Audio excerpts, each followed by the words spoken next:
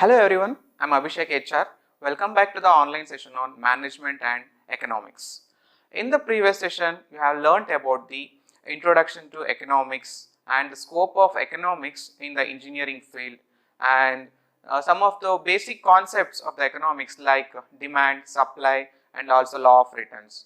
So in continuation to that concept, in today's session, I am going to explain about the simple interest and compound interest. See, we are all very much familiar about this concept regarding the interest. In our day to day life, suppose if we take any loan from the bank about a personal loan or any home loan. So, we are going to pay the interest to the principal amount and the rate of interest will be vary for the different conditions and different types of loans also, right. In our engineering economics, we are going to study the basic concepts of the interest and the types of interest and the formula to find out the interest rate for the principal amount.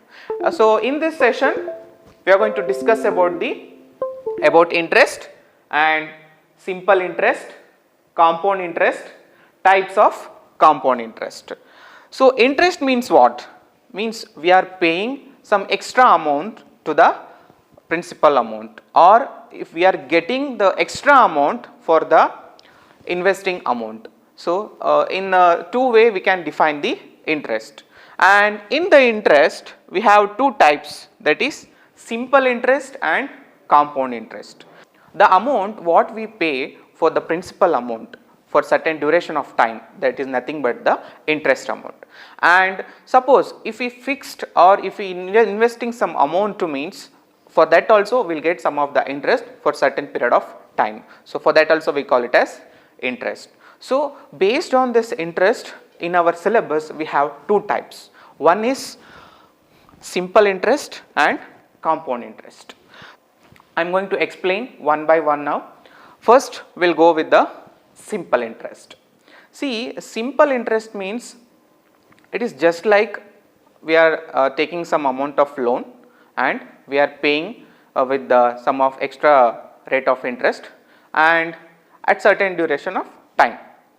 So, as per the simple interest, when the total interest earned or charged is linearly proportional to the initial amount of loan, the interest and interest rate are said to be simple. Means, suppose if you are getting some principal amount or you are earning some amount at certain period of time, with respect to your principal amount there will be a rate of interest, maybe like 5%, 10%, 12% like that.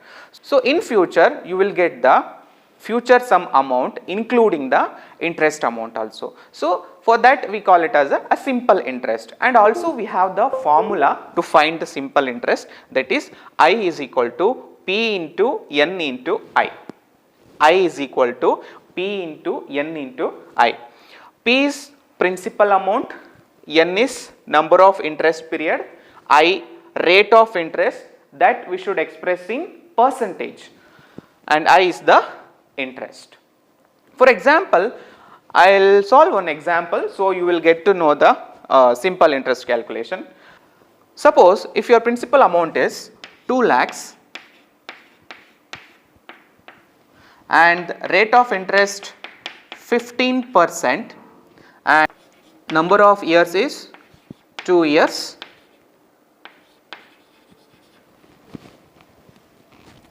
and calculate the interest amount. If principal amount is 2 lakhs and rate of interest is 15% and the number of years is 2 years.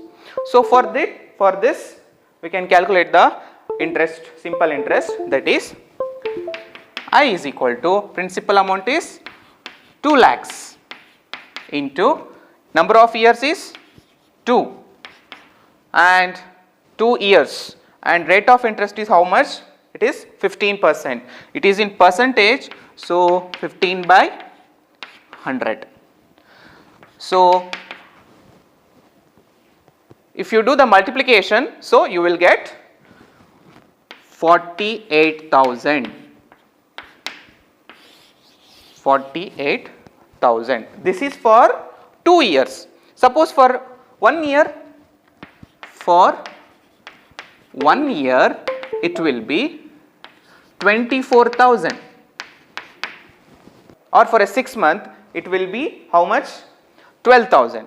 So for the month also you can calculate, for a day also you can calculate. So in this way we can calculate the simple interest. So this is very simple, means you have certain principal amount and they will give some duration of time and they will fix the rate of interest, and after certain period of time you will pay the interest including the principal amount, and you will get, or you will pay the overall future sum amount. And remember this formula to calculate simple interest: I is equal to P into N into I.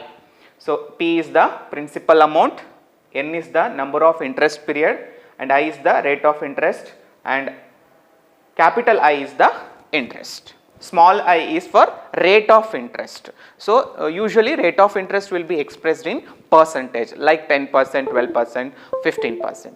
So this is about the simple interest. Now coming to the compound interest. Compound interest, if the borrower does not pay the interest at the end of each period, means there will be a certain duration of time, maybe per year, per month, or for a week, like that. The interest amount is added to the principal amount for the future interest calculation. Suppose if a person not able to pay the interest in time, so that interest will be added to your principal amount. For example, as per this example, this is 2 lakhs, principal amount is 2 lakhs, and the 48,000 rupees is the interest amount for 2 years, and for 1 year it is 24,000. At the end of 1 year, if he not able to pay the amount of 24,000 rupees, so then that 24,000 will be added to 2 lakhs. Next, the interest rate will be calculated for the amount of 2,24,000 rupees. This is what the compound interest means.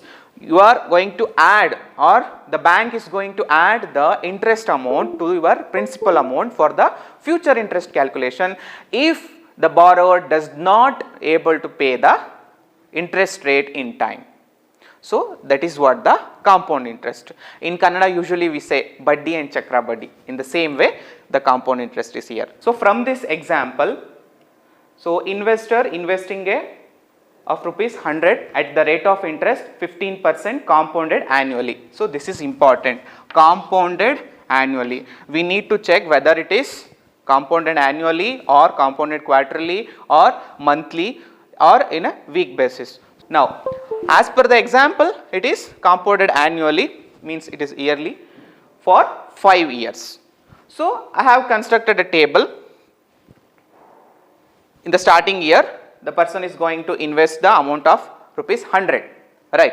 Now after completion of 1 year, you will get the interest amount 15 rupees, because the rate of interest is 15% compounded annually. So per year the interest amount will be 15 rupees. So this 15 rupees after completion of 1 year will be added to your initial investing amount, that is 100 rupees. So your total amount will become 115 rupees. Now for the second year, the investing amount or the initial principal amount will become 115 rupees, not 100 rupees, because it is a compounded amount.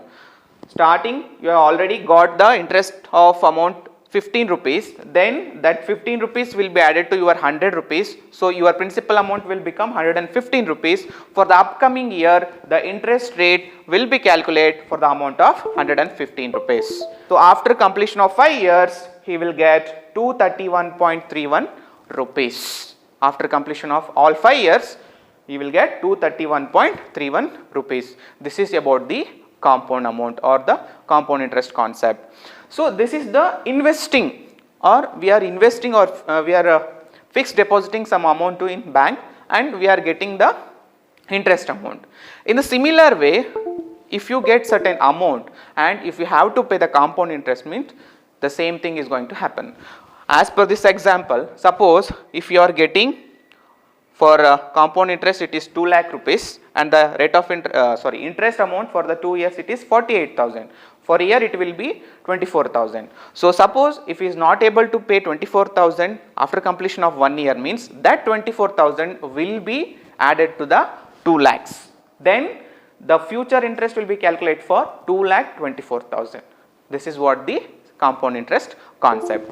And also we have the formula F is equal to P into 1 plus I, small I, whole to the power of n. P into 1 plus I into whole to the power of n. So P is the principal amount, I is the rate of interest that we should express in percentage, n is the number of period. Suppose if any of the compound amount that you have to calculate any instant year, means suppose if you want to calculate for the 3rd year or 4th year, you can use this formula, you will get the required compound amount. So this is about the compound interest. So from the simple interest and compound interest, I have plotted a graph just to show the comparison between simple interest and compound interest.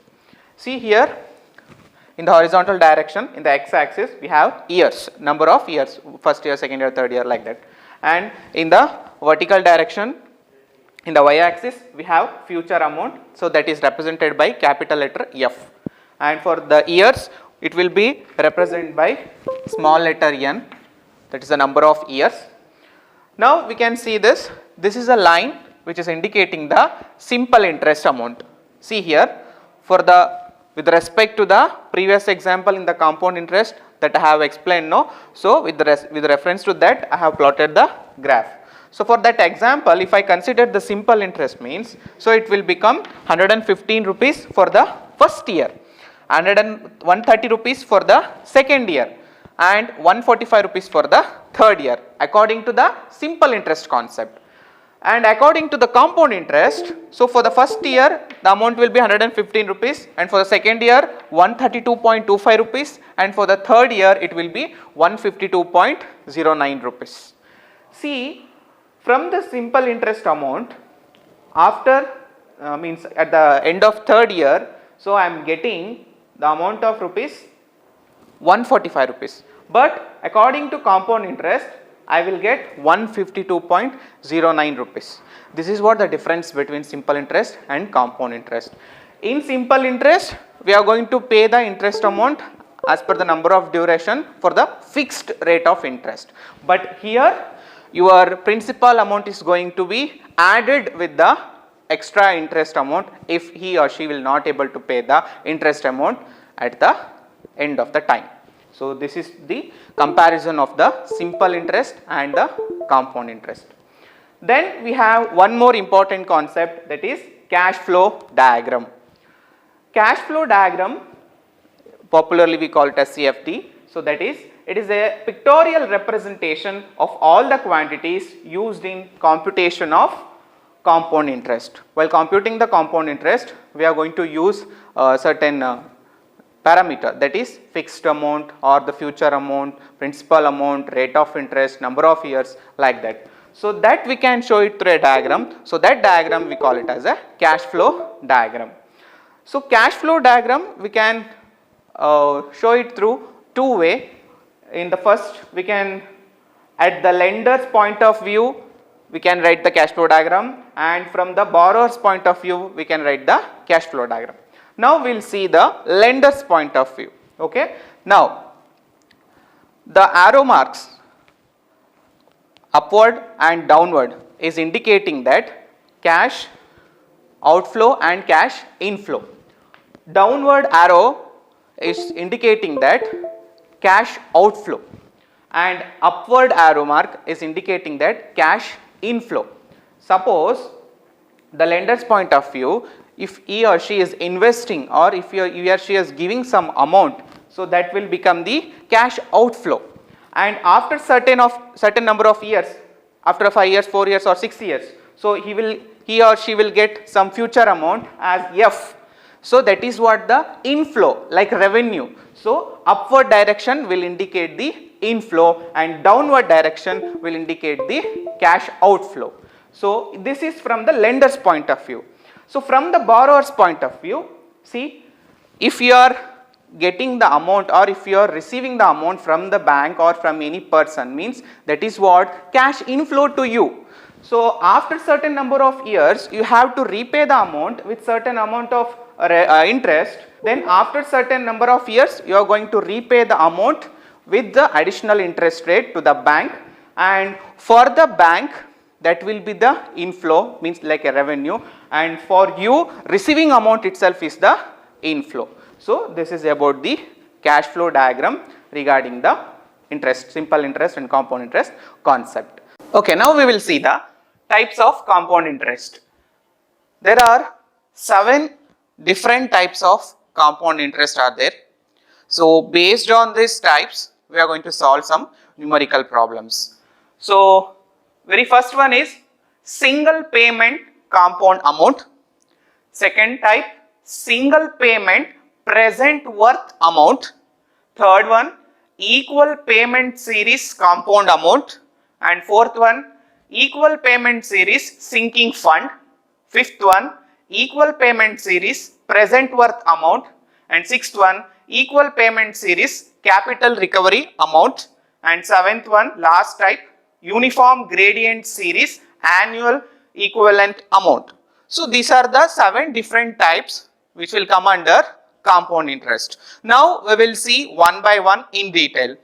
So the very first type of compound interest is single payment compound amount. So inside the bracket I have written F by P comma I, small letter I comma N. This is the condition for single payment compound amount.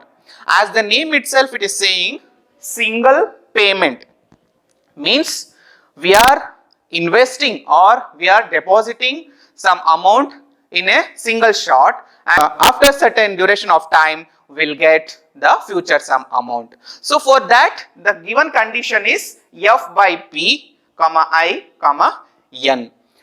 The meaning of this F by P is to find F, means to find future sum of amount. P is given, means when you know the principal amount you can find out the future sum amount. So according to this condition we can calculate the future sum amount when we know the principal amount. And for this the cash flow diagram, since we are investing or we are depositing, it means cash outflow. Cash outflow means downward arrow mark. So I have draw a downward arrow mark as the principal amount that we need to invest or deposit. So based on that, after certain number of time we will get the future sum amount, means we are going to receive the amount including the interest. So that is what it's like a cash inflow to us, cash inflow. So that's why I have written upward arrow mark. So this is the condition for the single payment compound amount. And the formula to find out the future sum amount is F is equal to P of 1 plus I whole to the power N. Here F is future sum amount that we need to calculate. P is the principal amount. I is the rate of interest, and small n is the number of interest period. Now we will solve one problem so that we will get to know the first type condition under compound interest. So problem number 1. A person deposits a sum of rupees 10,000 in a bank at a nominal rate of interest of 12% for 10 years. A person deposits a sum of rupees 10,000, means it is the initial investing amount 10,000 rupees in a bank at a nominal rate of interest of 12%. Rate of interest is 12% for 10 years. Number of duration for the interest period is 10 years. Find the maturity amount, means after 10 years the maturity amount means future sum amount of the deposit after 10 years if the compounding is done quarterly. So the last word quarterly is very, very important in this problem, because when we are calculating the future sum amount or the rate of interest period and all, we should be careful about whether it is compounded annually or whether it is compounded semi-annually, quarterly, weekly. So based on that, we are going to calculate the interest amount or the principal amount. So here they are asking to find compounded quarterly. Quarterly means what? Suppose if you consider a year, so we'll get a 4 group of months. So based on that, we can solve the problem. The P, it is the principal amount, that is 10,000, that is given in the problem.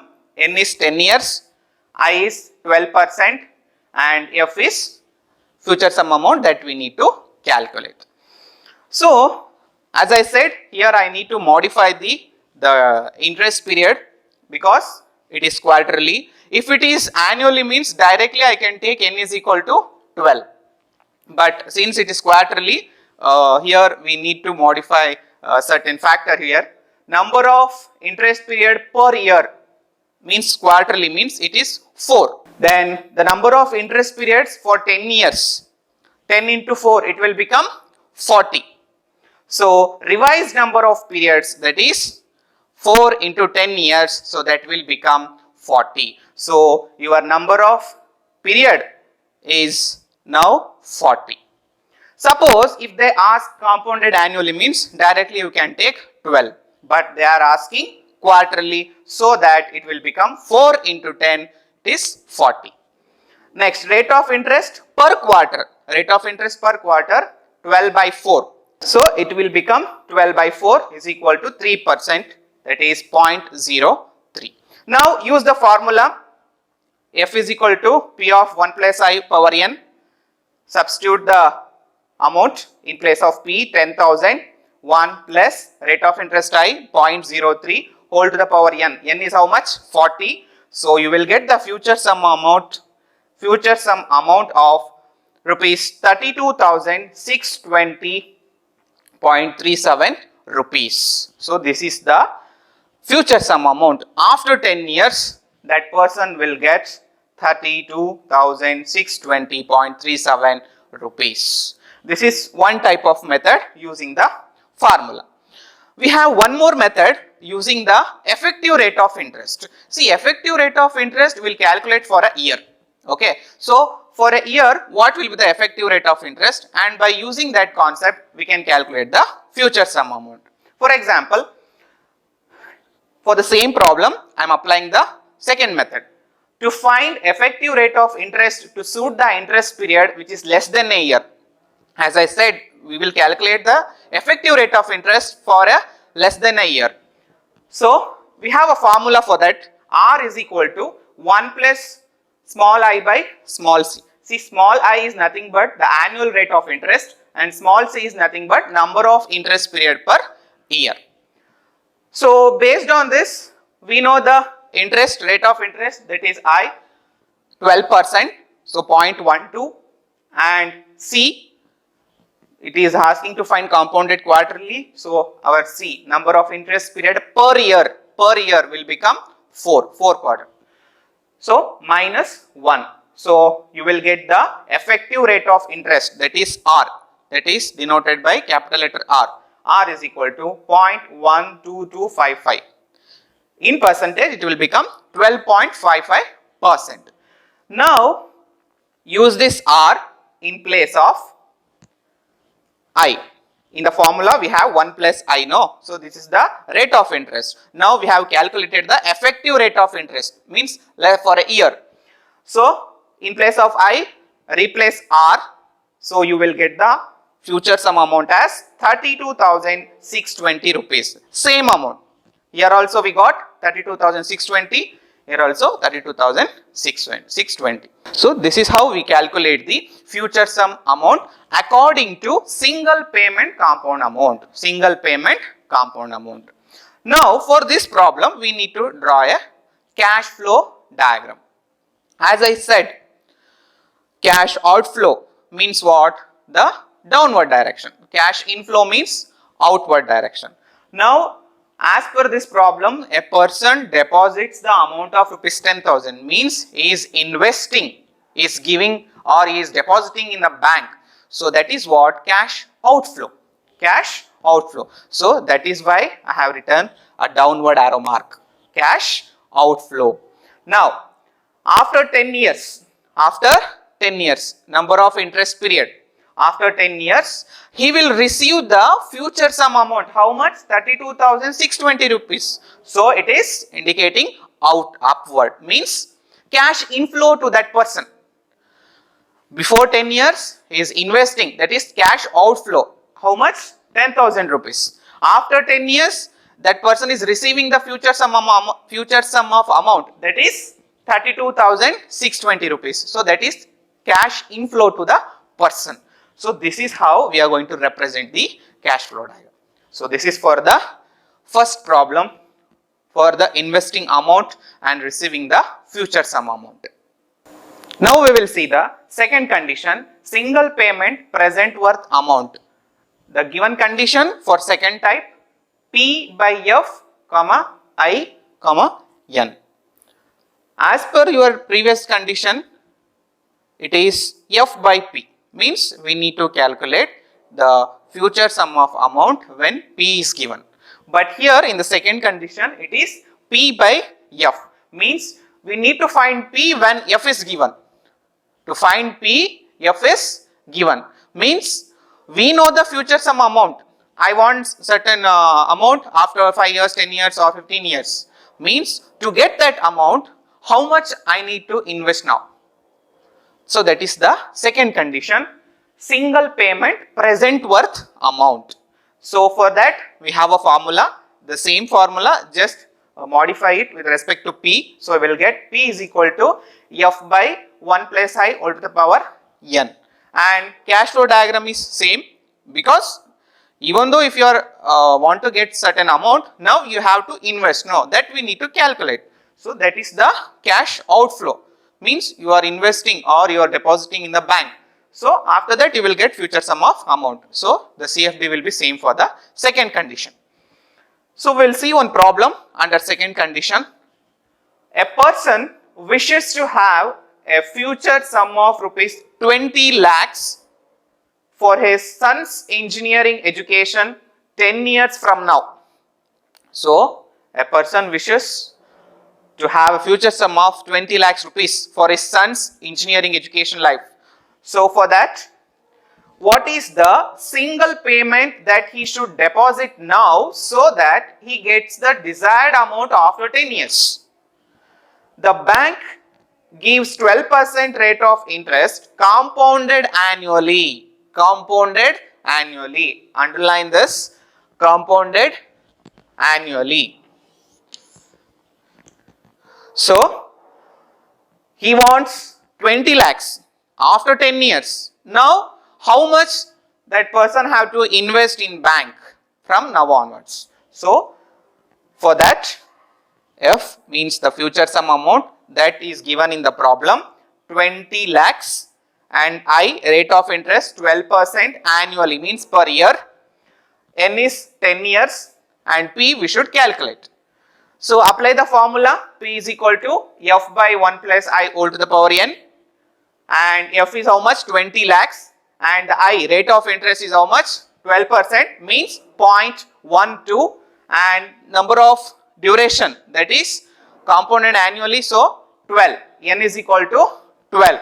So you will get the principal amount, means the depositing amount or the investing amount, rupees 6,43,946 rupees. 6,43,946 rupees, means that person has to deposit the amount of 6,43,946 rupees from now onwards, means after 10 years that person will get the future sum of amount, that is 20 lakhs rupees for his future, for his son's engineering education. So this is how we can calculate the principal amount when F is known. So that is what our second condition. single payment present worth amount. First condition is single payment compound amount, means we are investing some amount, so after certain number of time we will get some future sum of amount. And here, to get the future sum of amount, now how much I need to invest in a bank or in a other sector. So that is what the first and second condition says.